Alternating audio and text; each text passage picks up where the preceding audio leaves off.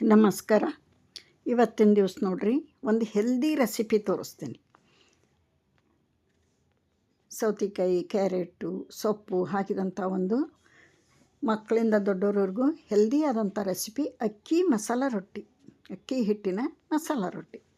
ಇಲ್ಲೆಲ್ಲ ಸಾಮಗ್ರಿಗಳನ್ನು ತೊಗೊಂಡಿನಿ, ತೋರಿಸ್ತಾನಂತ. ಈಗ ಅಕ್ಕಿ ಹಿಟ್ಟು ಬೇರೆ ಯಾವ ಹಿಟ್ಟು ಮಿಕ್ಸ್ ಮಾಡಿಲ್ಲ, ಪ್ಯೂರ್ ಅಕ್ಕಿ ಹಿಟ್ಟು. 1-2 ಬೌಲಾಗಷ್ಟು ತೊಗೊಂಡೀನಿ. 5 ಜನಕ್ಕೆ ಮಾಡೀನಿ ನಾನು.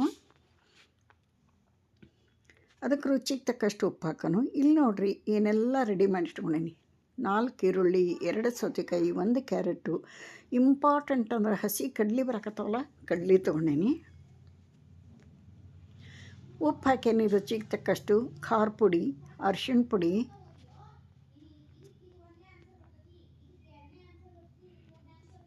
ಇಲ್ಲಿ ಮಕ್ಕಳು ಸೊಪ್ಪು ತಿನ್ನಂದ್ರೆ ಆ ಸೊಪ್ಪೊಲೆ ಈ ಸೊಪ್ಪೊಲೆ ಅಂತಾರೆ. ಮಕ್ಕಳು ಯಾಕ್ರಿ, ದೊಡ್ಡವರೇ ಇಷ್ಟಪಡಲ್ಲ. ನನಗದು ಬೇಡ ಇದು ಬೇಡ ಅಂತಾರೆ. ಅದಕ್ಕೋಸ್ಕರ ವಾರದಾಗ 1 ದಿನ ಮಾತ್ರ ನಾನು ಸೊಪ್ಪನ್ನು, ಎಲ್ಲ ಸೊಪ್ಪುಗಳನ್ನು ಹಾಕಿ ಈ ಥರ ಹೆಲ್ದಿ ರೆಸಿಪಿ ಮಾಡ್ತೀನಿ. 4 ಈರುಳ್ಳಿ ನೋಡಿರಿ, ದೊಡ್ಡ ಈರುಳ್ಳಿ 4 ಸಣ್ಣಗೆ ಹೆಚ್ಚಾಕೇನಿ. ಇದಕ್ಕೆ ಎಷ್ಟು ಈರುಳ್ಳಿ ಹಾಕಿದ್ರೂ ನಡೀತೈತಿ. 2 ದೊಡ್ಡ ಸೌತೆಕಾಯಿ, 1 ಕ್ಯಾರೆಟ್,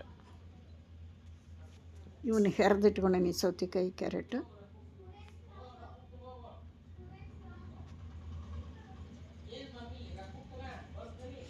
ಕಡ್ಲಿಕಾಳು ನೋಡ್ರಿ, ಇಂಪಾರ್ಟೆಂಟ್. ಹಸಿ ಕಡ್ಲಿ ಗಿಡ ಬರಕತ್ತಾವಲ್ಲ, ಕಡ್ಲಿಕಾಳು ಹಾಕ್ಯಾನಿದ್ರೆ ಏನು ಟೇಸ್ಟ್ ಆಕೈತಂತೀರಿ ಇದು.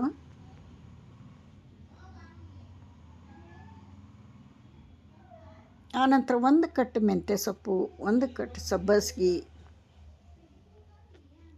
1 ಹಿಡಿ ಕೊತ್ತಂಬರಿ, ಇದನ್ನಿಷ್ಟು ಹಾಕಿ ಚೆಂದ ಕಲಿಸಿಬಿಡೋಣ.